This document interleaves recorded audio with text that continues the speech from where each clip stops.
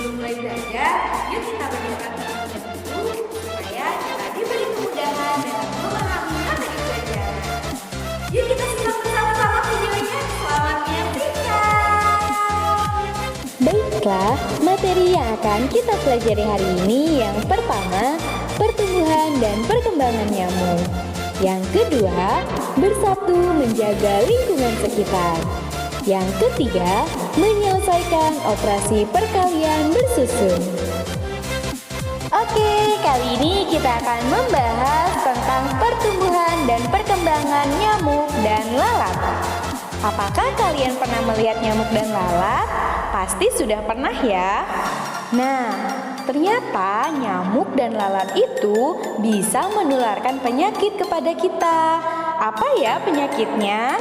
Nah, contohnya nyamuk itu bisa menularkan penyakit demam berdarah, sedangkan lalat bisa menularkan penyakit perut. Bagaimana ya cara daur hidup nyamuk dan lalat? Yuk kita simak penjelasannya. Daur hidup nyamuk. Daur hidup nyamuk dimulai dari nyamuk dewasa yang bertelur. Nyamuk senang sekali bertelur di atas air yang menggenang. Sekali bertelur, jumlahnya bisa sampai ratusan butir. Telur tersebut kemudian menetas menjadi jentik-jentik atau tempayak. Tempayak atau jentik-jentik bergerak di dalam air. Setelah beberapa hari, tempayak atau jentik-jentik berubah menjadi kepompong. Selanjutnya, kepompong tersebut berubah menjadi nyamuk. Daur hidup lalat. Daur hidup lalat dimulai dari lalat dewasa bertelur. Lalat dewasa meletakkan telur-telurnya di atas sampah atau kotoran. Ukuran telur lalat ternyata sangat kecil, biasanya berwarna putih. Setelah telur lalat menetas, maka akan keluar larva kecil berwarna putih. Larva lalat ini disebut juga dengan belatung. Belatung memakan makanan yang ada di sekitarnya. Akhirnya, belatung membungkus dirinya sehingga berubah menjadi kepompong. Setelah beberapa hari, kepompong akan berubah menjadi lalat. Yuk kita membiasakan membuang sampah pada tempatnya. Teman-teman, tahu tidak? Ternyata lalat itu suka hinggap di tempat yang kotor. Misalnya seperti sampah. Nah, pada saat yang lain pula ternyata lalat itu selain suka hinggap di tempat sampah, lalat juga suka hinggap di makanan. Itu dia alasan kenapa kita bisa sakit perut kalau kita memakan makanan yang sudah dihinggapi lalat. Ada yang tahu kenapa kita bisa sakit perut? Karena lalat itu suka hinggap di sampah atau kotoran yang penuh kuman, maka ketika lalat itu hinggap di makanan, makanan tersebut akan penuh dengan kuman juga. Itulah yang mengakibatkan kita sakit perut. Oleh karena itu, sampah tidak boleh dibuang sembarangan. Sampah itu harus dibuang di tempat sampah. Nah, selain itu, tempat sampah juga hendaknya selalu ditutup agar tidak dihinggapi lalat. Kemudian, usahakan jangan ada air yang menggenang. Kalian tahu kenapa?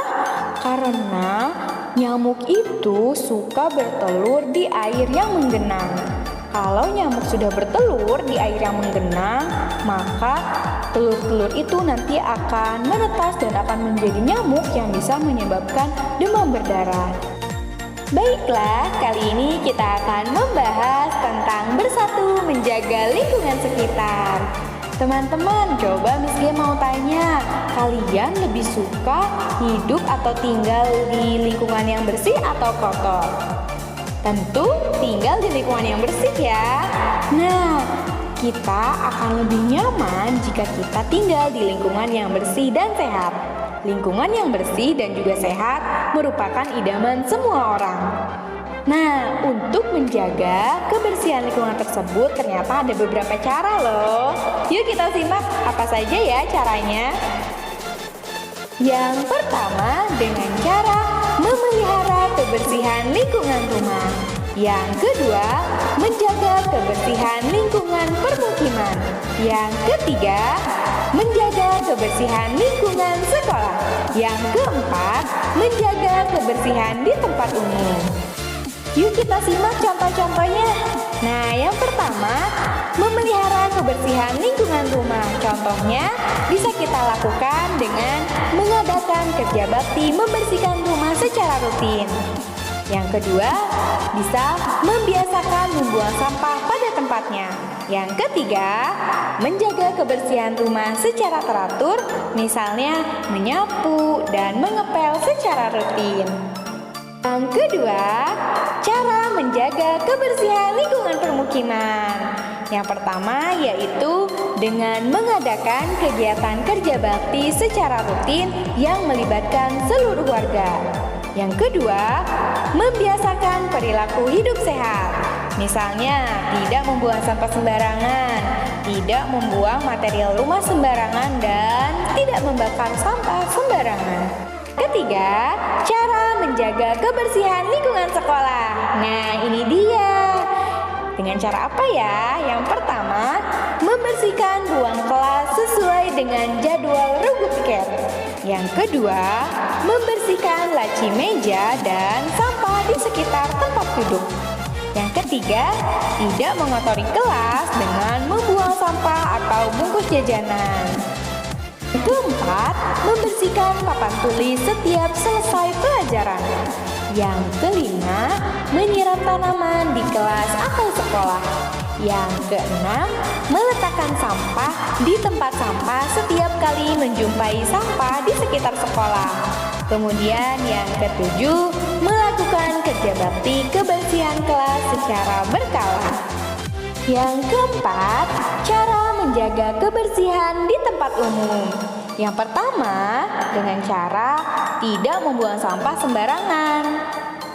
Alasannya, karena selain mengotori dan menimbulkan bibit penyakit, kebiasaan ini juga berbahaya bagi keselamatan orang lain. Misalnya apa ya? Misalnya, ketika kita membuang kulit pisang di jalan, kemudian ada orang yang terpeleset dan jatuh. Nah, itu bisa membahayakan orang lain. Yang kedua, dengan cara tidak meludah atau membuang ingus sembarangan. Nah, orang akan merasa tidak nyaman jika melihat ingus atau ludah yang dibuang sembarangan. Gak boleh ya buang ingus atau ludah sembarangan karena itu jorok. Kalian kalau mau buang ingus atau buang ludah di kamar mandi ya. Yang ketiga, membersihkan dengan tuntas setelah buang air di kamar mandi atau WC. Nah, ini yang harus kalian perhatikan. Jika kalian sedang berada di tempat umum, usahakan bersihkan sampai toiletnya itu bersih ya. Jangan sampai meninggalkan bau yang tidak sedap. Kemudian yang keempat, jika bersin, hidung dan mulut harus ditutup. Tidak boleh bersin sembarangan, harus ditutup pakai sapu tangan atau tisu. Kemudian yang terakhir, tidak melakukan aksi coret-coret di tempat umum. Oke, kali ini kita akan membahas tentang menyelesaikan operasi perkalian bersusun. Nah, di sini Miss Gea punya contoh soal. Yuk kita simak bersama-sama. Di sini ada bilangan 520 dikali 3. Nah, 520 dikali 3 ini dapat kita hitung dengan cara bersusun ke bawah. Langkah yang pertama untuk mengerjakan soal operasi perkalian bersusun ini, kalian tuliskan dulu bilangannya dengan cara bersusun ke bawah. Jika sudah, kita akan coba mengalihkan mulai dari yang satuan. Nah, langkah yang pertama berarti 3 dikali 0 sama dengan 0. Kenapa 3 dikali 0 itu sama dengan 0? Karena di sini 0-nya itu ada 3. Jadi dia tetap bernilai 0. Langkah yang kedua, kita akan coba mengalikan yang puluhan. Berarti 3 kali 2 sama dengan 6. Bagaimana cara menghitung 3 kali 2? Nah, karena perkalian itu adalah penjumlahan berulang, jadi bisa kalian jumlahkan. 2 ditambah 2 ditambah 2 sama dengan 6. Kalian tulis di bawahnya. Kemudian, langkah yang ketiga, kita akan coba mengalikan yang ratusannya. Nah, berarti 3 kali 5. Berapa 3 kali 5? 3 kali 5 sama dengan 15. Cara menghitungnya, kalian bisa menjumlahkan dengan cara penjumlahan berulang. 5 ditambah 5 ditambah 5 sama dengan 15. Bisa kalian tuliskan di bawahnya. Jadi hasil dari 520 kali 3 sama dengan 1560.